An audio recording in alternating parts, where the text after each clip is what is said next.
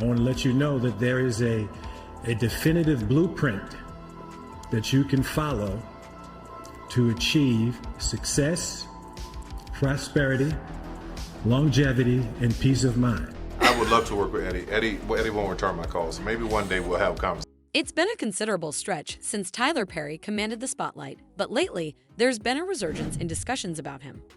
Particularly noteworthy is the buzz surrounding him whenever a heavyweight like Eddie Murphy enters the conversation. Eddie, akin to that laid-back uncle at family gatherings, seldom stirring up controversy, carries weight. So when whispers emerge suggesting Eddie's poised to divulge some truths about Tyler Perry, it's worth taking note. Rumor has it that Eddie's gearing up to confront Tyler's status in Hollywood, accusing him of playing unfairly with black comedians in the industry. While Tyler has consistently denied such allegations in the past, the fact that voices ranging from your next-door neighbor to Hollywood elite like Eddie Murphy are now pointing fingers raises eyebrows.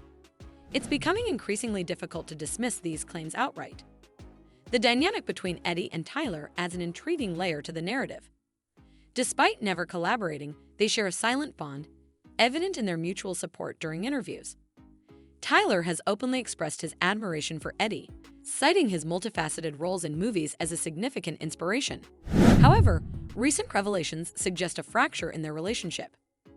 Tyler disclosed in an interview his attempts to connect with Eddie, only to be met with radio silence.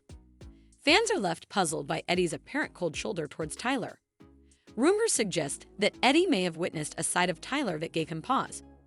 Eddie, known for his outspokenness, has previously lamented the lack of unity among black actors in Hollywood, emphasizing the importance of solidarity over internal discord. This brings us to the crux of the matter concerning Tyler Perry's treatment of his fellow black creatives. Despite his portrayal as a champion of black entrepreneurship and empowerment, murmurs in the industry suggest a different reality.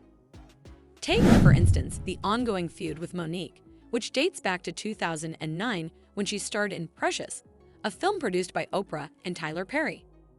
The conflict escalated when Oprah and Tyler requested Monique to undertake promotional duties for the film without compensation, contrary to her contract. Monique's refusal shed light on the disparity in compensation, with her receiving a mere $50,000 for her role in the movie, sparking questions about Tyler's commitment to supporting his fellow black artists beyond mere rhetoric. Because what people didn't know was I was paid $50,000 to do the movie Precious. And it really wasn't about the money, and I'm not complaining because I signed up to do it with my friend. It says we can't set a precedence and pay you to do this. We didn't have an issue with them. Okay. But that's when the reports came that now Monique is being demanding and she's being difficult. Now they were asking her to embark on a global promotional tour for the film without compensation. But Monique firmly stood her ground. Oprah and Tyler reacted poorly to her refusal, opting to tarnish her reputation within the industry by spreading rumors about her being difficult to work with. Monique revealed Tyler Perry's attempt to sway her decision, mentioning his proposition that participating in promotional activities could significantly enhance her future earnings, particularly if she were to receive Oscar nominations or wins. However, Monique, as a black woman, questioned the validity of such promises, expressing her refusal to work without compensation.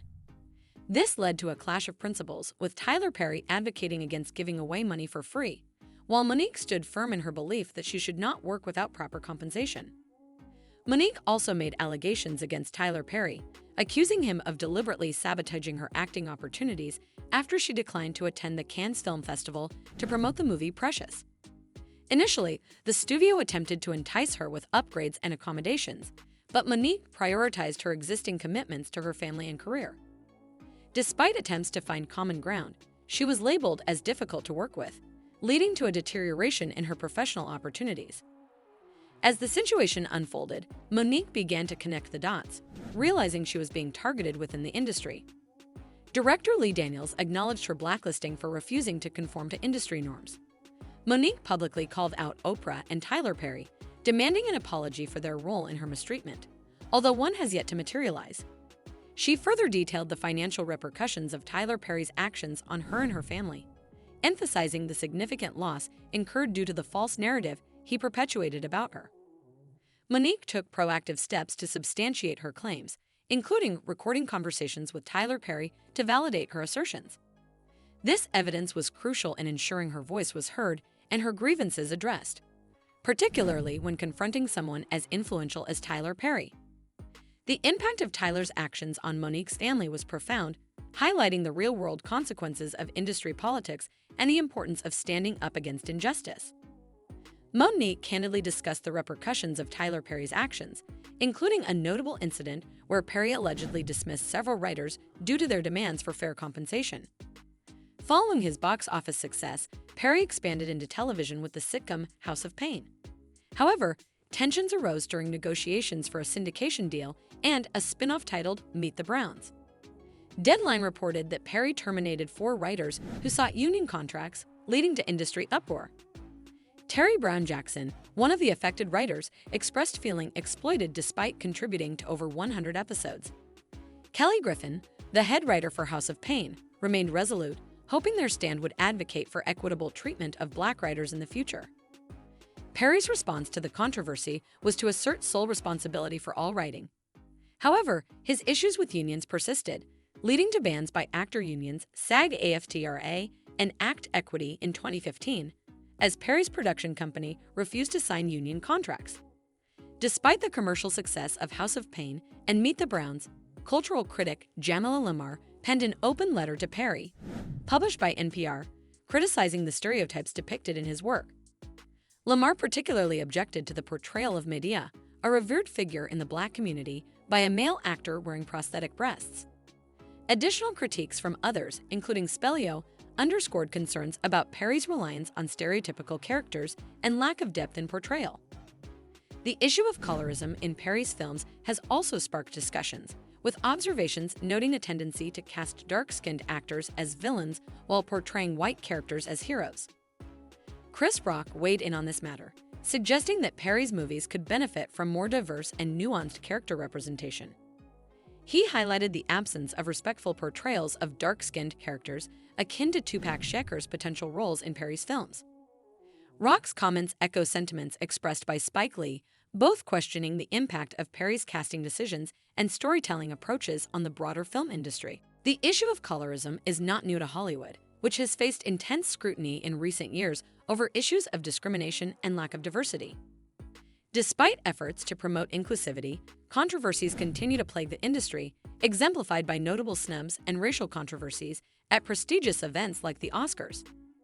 In the context of Hollywood's ongoing struggles with diversity and representation, Tyler Perry's approach to casting and storytelling adds another layer to the broader conversation about biases and systemic issues within the entertainment industry.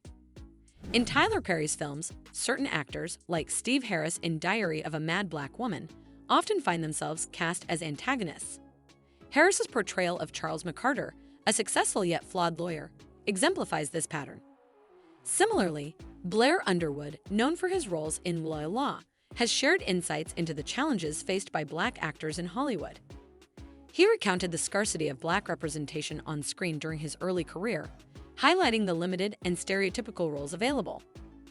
Philip Van Leer and Iron Overman also experienced this trend in their roles as villains in Perry's productions. Linda Davis, portrayed by Overman, embodies an envious assistant district attorney with a clandestine life of fraud. Ron Rico Lee's character, Chuck, serves as an assistant district attorney in another Perry production. Brian White, meanwhile, takes on the role of Randy, an abusive boyfriend, in I Can Do Bad All by Myself. Observing Perry's body of work, a recurrent theme emerges wherein many antagonistic characters exhibit abusive behavior towards women. This trend has drawn criticism, notably in shows like BR and Sistas, which explore the lives of Black men and women, respectively. While BR showcases camaraderie among the male characters, Sistas focuses more on individual narratives, albeit with a common theme of embracing singlehood. Crystal Fox's portrayal of Grace Waters in A Fall from Grace further exemplifies Perry's exploration of complex relationships. The film delves into themes of love, betrayal, and the consequences of people's decisions,